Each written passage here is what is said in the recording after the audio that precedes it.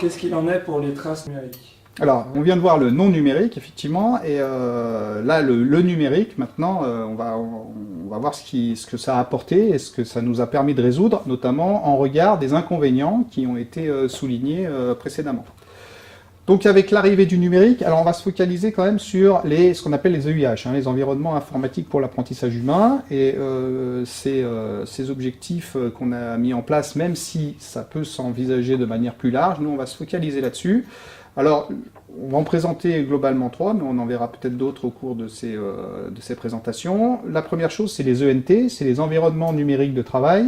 Alors, ça correspond aux plateformes pédagogiques dans lesquelles on met du contenu et qui sont utilisées par vous, par les étudiants, par n'importe qui, et puis dans lesquelles on va fournir des cours et on va pouvoir se former et regarder ce genre de choses, éventuellement passer des exercices.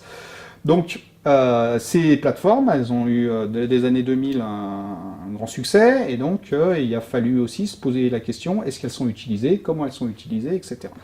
Alors on verra aussi ce qu'on appelle les micro-mondes, c'est-à-dire c'était des EIH, donc des environnements informatiques pour l'apprentissage humain, mais extrêmement spécialisés, par exemple dédiés uniquement à l'algèbre, dédiés à la géométrie, ou à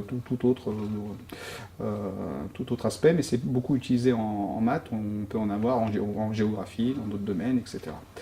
Et puis le troisième EIH un peu différent qu'on verra, on parlera aussi des jeux sérieux. Voilà, des jeux sérieux, pourquoi? Parce qu'il y a des nouvelles sortes de traces qui sont apparues grâce à ça, et donc on va voir ce qu'on peut faire avec les jeux sérieux, qui est entre guillemets, une manière d'enseigner en utilisant des outils spéciaux. Alors l'arrivée du numérique, comme tout ça, ça fonctionne sur de l'informatique, on est arrivé à mettre en place donc des systèmes dans lesquels on peut tracer automatiquement l'activité. Donc sur ces plateformes, de manière très simple, on active des systèmes d'observation, des sondes, et donc qui, à chaque fois qu'une personne fait une activité, va permettre de stocker cette information et de pouvoir dire à telle date, il y a une information qui a été, enfin une activité, une action qui a été faite à ce moment-là, et elle suit telle autre action, elle s'est enchaînée avec telle autre. Alors on va voir comment ça s'est fait, c'est pas si évident que ça à mettre en place, mais dans le principe du numérique, ça nous autorise à faire ce genre de choses. Donc on va pouvoir ensuite envisager une analyse, comme on l'a vu, a posteriori, donc comme on faisait avant, donc en nous simplifiant un certain nombre de saisies ou de récoltes d'informations.